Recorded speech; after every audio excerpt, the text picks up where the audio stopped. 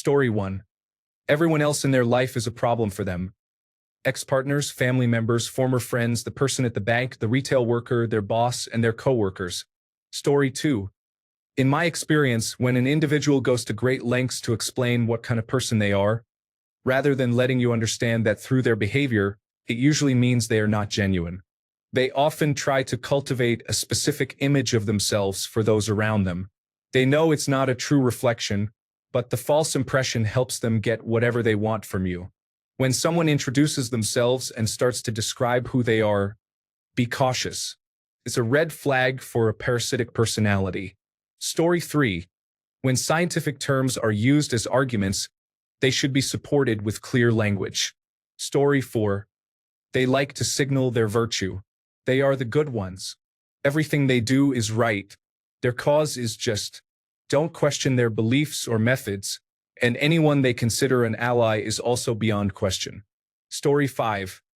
They are incredibly nice to people they find useful, which can be difficult to recognize, as on the surface it seems like they are genuinely kind. However, they often take out their frustrations on those they perceive as weaker. Story 6.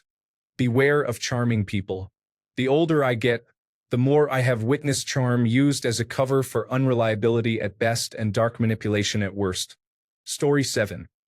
Needs to be in the spotlight as much as possible and constantly seeks opportunities to be the center of attention or the topic of discussion, as if it were a drug. Story 8. Always being the victim. I say this recognizing that I fell into that for a while too. It usually starts with bad things happening out of your control, but then it takes over your life, and you start blaming everyone else for the situations you continue to worsen. It is unfortunate because these individuals often begin as the victim of someone else and then gradually start victimizing themselves, at least in my case. They don't even realize how misguided they are, at least that was my experience. Story 9. Always having a wild story where they are never at fault and portray themselves as the hero. Constantly discussing money and expensive purchases while lacking funds for basic necessities. Story 10. Constantly uses seemingly professional or advanced terms in speech, but never provides details regarding them. Story 11. Subtle one-upping snowballs quickly, and they can't keep track of who heard which information and what their roommate was named in that version. At first, it sounds completely plausible, regardless of what the situation is at the time. Story 12. They turn everything you share into a narrative centered around themselves. They predominantly discuss their own achievements. Even when these accomplishments are noteworthy, it comes across as conceited. Story 13. When people's first reaction when you bring them up is, "Oh, they are so nice and helpful." However, when you ask for examples of those qualities, they draw a blank. They are not necessarily nice and helpful. They are skilled at presenting themselves in a way that convinces you they are. Story 14. When they wait until the person is not around to talk negatively about them, usually lies and exaggerations are made. Story 15. More often than not, if someone glorifies a trait, they do not possess it. The kindest people I know would never present themselves as kind. They would simply be. Story 16. Citing ChatGPT or other artificial intelligence tools as a source. I know for many people this has basically become a new version of a search engine. But when you can't or won't bother to read the source materials, you have no way of knowing whether the information you're relying on is true or not. Story 17. Everyone else is crazy. When they get in trouble, they skip over the important part and say, "Next thing I know." Story 18. If someone gossips negatively about others to you, they will also gossip about you to others. This is a significant warning sign. Story 19. When someone says they don't have any long-lasting friendships, but you have seen them being social and friendly, they often mention that in the past, friends would act one way and then behave entirely differently later. They rarely look inward to ask themselves why that pattern keeps repeating. Story 20. When they come into the emergency room complaining of abdominal pain and do not mention until much later that they have not had a bowel movement in 2 weeks. Story 21. Every time a post about lying appears, I notice many people claiming that those who overshare or always have an opinion are liars. I have strong attention deficit hyperactivity disorder, and individuals like me, as well as others with different neurodivergent traits, often display these tendencies. We are not liars. We are simply wired to communicate this way. Often, neurotypical individuals may find reasons to distrust or dislike us because of this, leading to numerous challenges. I become frustrated when people suggest that just because someone communicates and socializes differently, they must be dishonest. Story 22. When it is never their fault when something happens. For example, they cheat on their partner and then claim that their partner did not give them enough attention. Bonus points if they pull the card of always taking responsibility when they are wrong, just to avoid doing so. Another example is when they go out of their way to talk about how considerate they are to others, even when it is unnecessary to add those details. Story 23. When they fill the spaces that should contain actual knowledge with unnecessary content, you quickly realize it is a self-defense mechanism for when they know they are in over their head. Story 24. Bragging. If you are intelligent, kind, well-traveled, or talented at anything, people will know just by spending time with you. If you have to tell others that you are a nice person, you are definitely not a nice person. Story 25. They must maintain control of everyone in their orbit and keep them separated from each other to prevent the facade from collapsing. Story 26. When someone continually discusses how they have always been wronged by those around them and reinforces a victim narrative in every conversation. Story 27. For me, it's when people never admit to being a bad person sometimes and their feelings of remorse about it. Are you telling me you've never cut anyone off while driving? You've never been grumpy and snapped at a retail clerk? You've never gossiped about a friend? No one is good all the time. We are all jerks at some point in our lives. I don't believe people who make it seem like they are the exception to that. Story 28. People who compliment themselves might be exhibiting narcissism or self-loathing. You should have confidence in yourself, but you cannot just tell me you are kind, brave, or wise. Show it in the moment it is required and let the memory speak for itself. Story 29. The facial expression. Only real psychos can maintain a facade 24 hours a day, 7 days a week, in every situation. Thankfully, there are not many of this special kind of people. Some of the worst individuals appear to be the best people on earth, always nice, charming, and displaying appropriate behavior in difficult situations. Some are very good at putting on their masks, but even the best cannot do it continuously. When they slip for just a nanosecond, observe their face. It's a world crashing down. They absolutely recognize the mistake they made. The "I got caught" face, as I call it. It's so obvious if you've seen it once. Healthy individuals may become angry and remain that way until they calm down. Their facial expression shifts from anger to sadness, shame, tiredness, or normalcy, depending on the situation. People who are not genuine switch their emotions on and off instantly. Anger. Oh no. Anger again. This is especially evident in situations filled with heavy emotions. The facial expression can change in an instant from sadness or anger to a mixture of blankness and shock, then back to sadness or anger. It's a brief moment but also very intense because it's such unusual behavior. When someone looks to the right while talking to you, you can't help but look in the same direction or ask, "What are you looking at?" Because it's peculiar. The same applies to facial expressions. You cannot help but notice them. Most people stay focused on the topic because it's more subtle until they grasp the background, allowing their brain to process it fully. Story 30. Both personally and through my studies, I have observed that some individuals strive to project a specific image.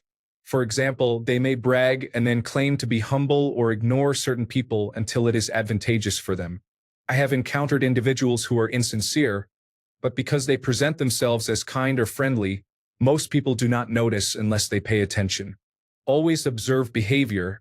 It reveals everything about a person. Story 31. Expert level in everything. Unreasonably loud and talks over others. Listens to respond rather than to understand. Forgets entire conversations or events due to inward focus. Regularly has issues with other people, but always blames the other person.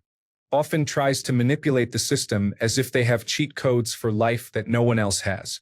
These individuals often know they are not being genuine, but they don't know how else to behave.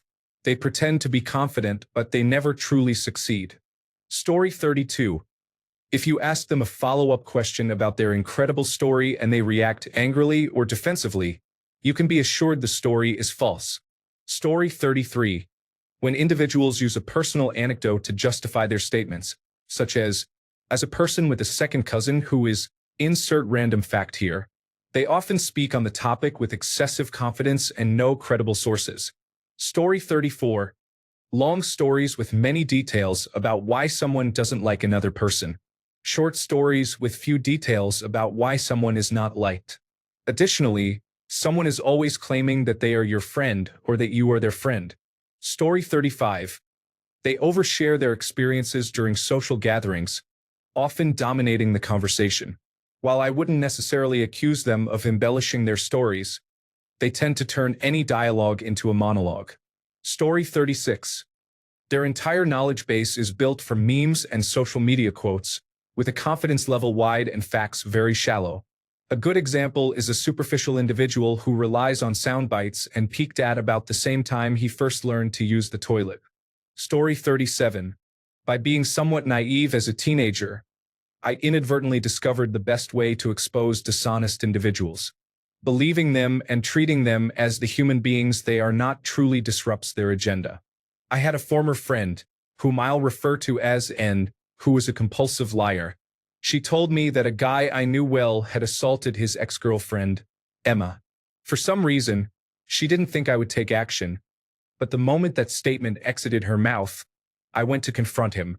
There was no affection lost between me and Emma, but that didn't justify what N claimed. I believe this is why she thought she could evade consequences. She mentioned that Emma had informed her because she knew we were friends with him and wanted me to know what kind of person he is. As soon as it was evident I was pursuing him, and appeared shocked and began to chase after me to calm me down. It wasn't until after I confronted him that the truth emerged. He maintained his innocence and subsequently confronted his ex, Emma, about why she had said those things.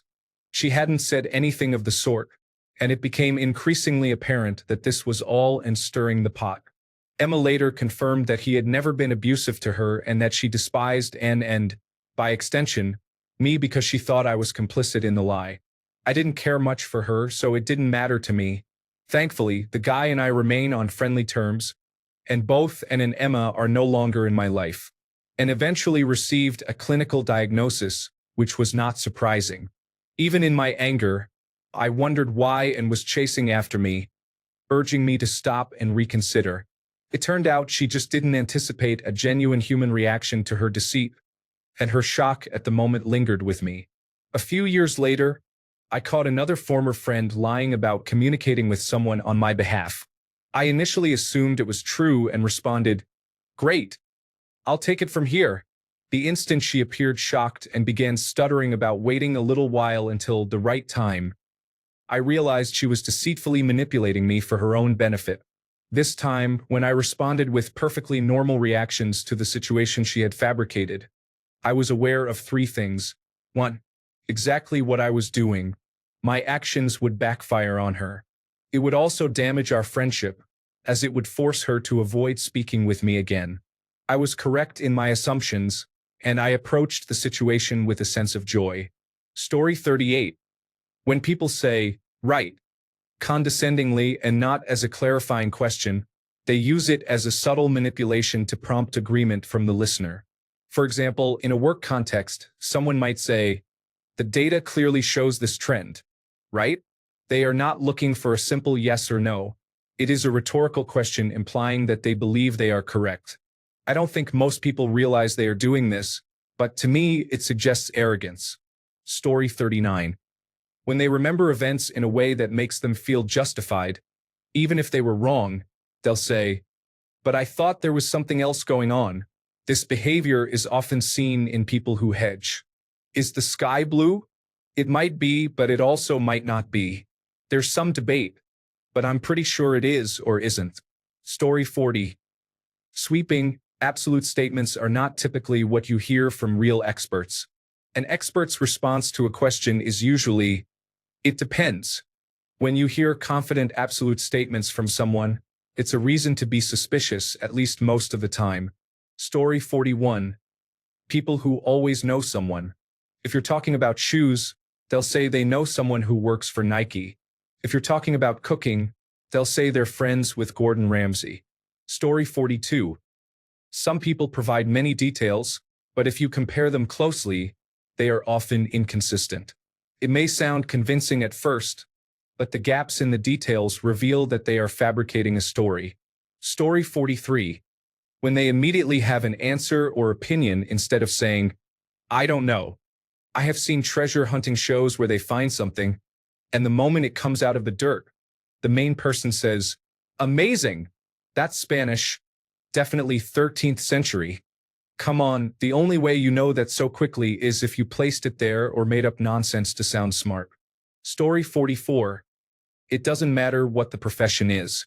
When someone uses the phrase, I've been doing this for X years and I've never had to do Y, or I've never been allowed to do Y, they are not being truthful. Story 45.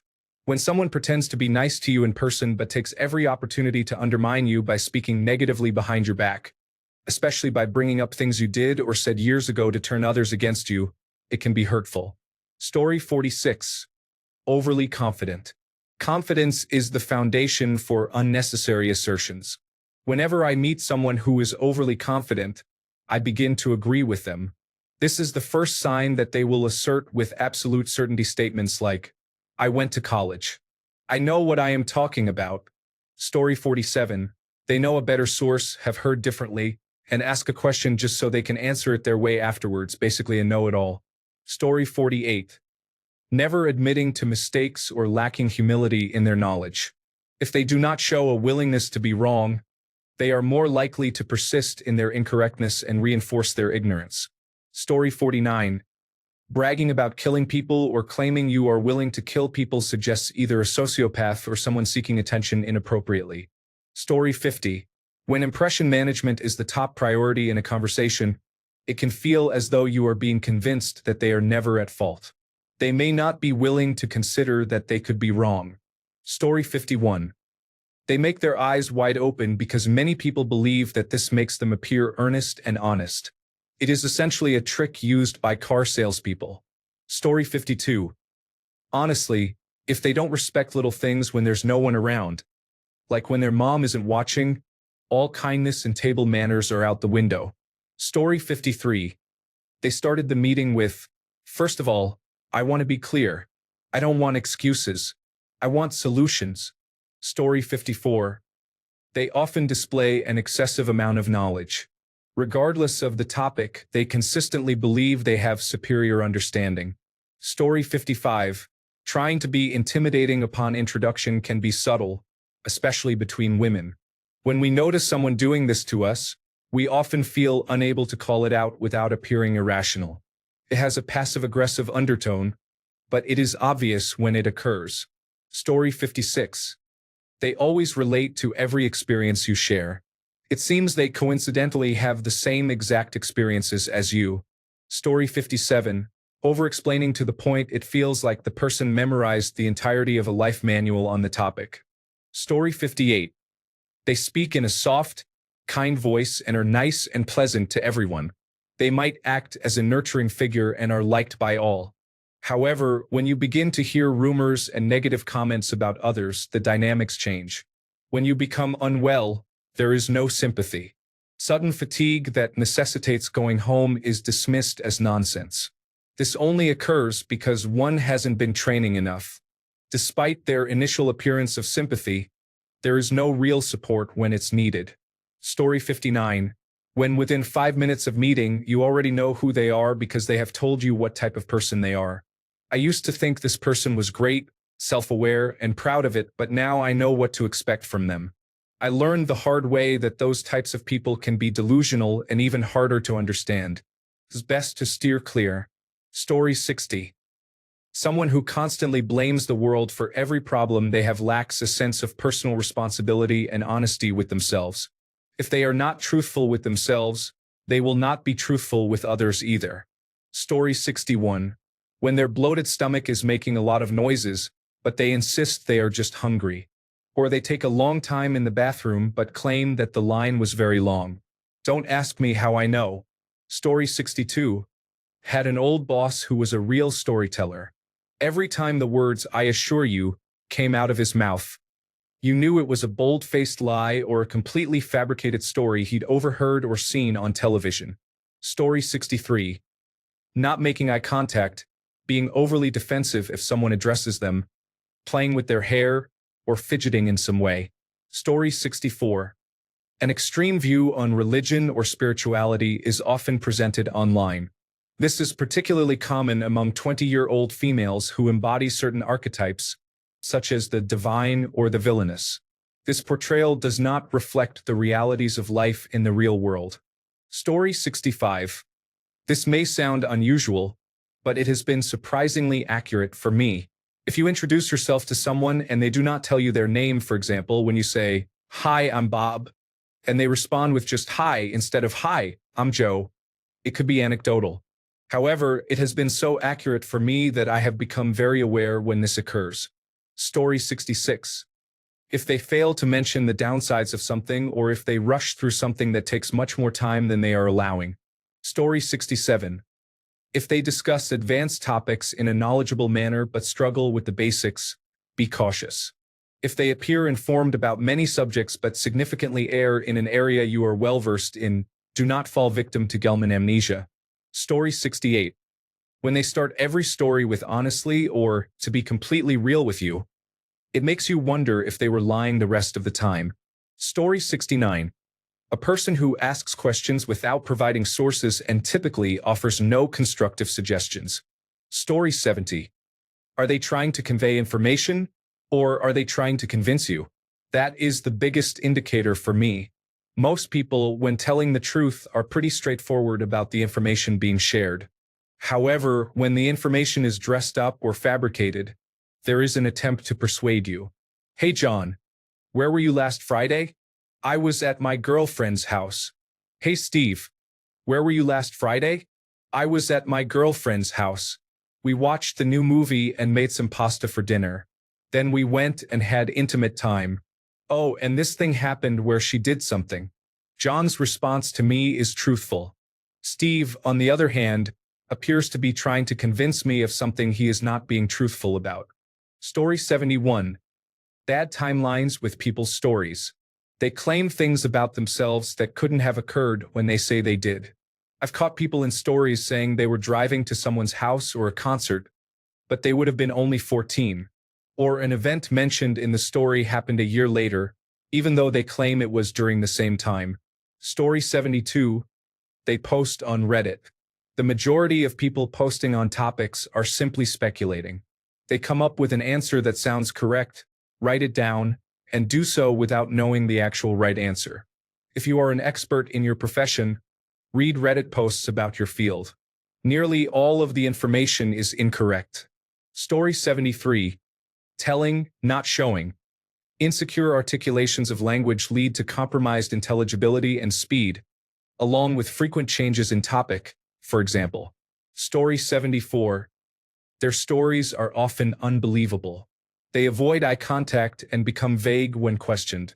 Their tone and mannerisms convey a desire for attention while also signaling that they do not want to be questioned. Story 75. They never answer questions directly. Instead of giving a straight response, they use vague statements, change the subject, or talk in circles. It is their way of avoiding anything that could expose them. Story 76. Well, when they run to the bathroom with both hands behind them, it's often safe to say they are anxious. Story 77. If you meet someone for the first time and they tell you they are a black belt in karate or a Navy SEAL, everything else they say is untrue. Story 78. I feel like everyone who has ever called me boss or some variation, like boss man, has been insincere. If I don't know you and that's how you address me, I am not interested in anything you have to say. Story 79. The more someone tells me that they do not engage in certain behaviors such as lying, cheating, or stealing, the more likely it is that they are guilty of those behaviors. Story 80. When someone latches onto something you said as a justification for their behavior towards you. From a recent personal experience, I said, "I don't know if it's my anxiety, but lately it feels like you've been pulling away from me. They first offered a short excuse about the last 2 weeks being busy and stressed, avoiding eye contact. Then they looked at me and said, "Trust me, it's just your anxiety."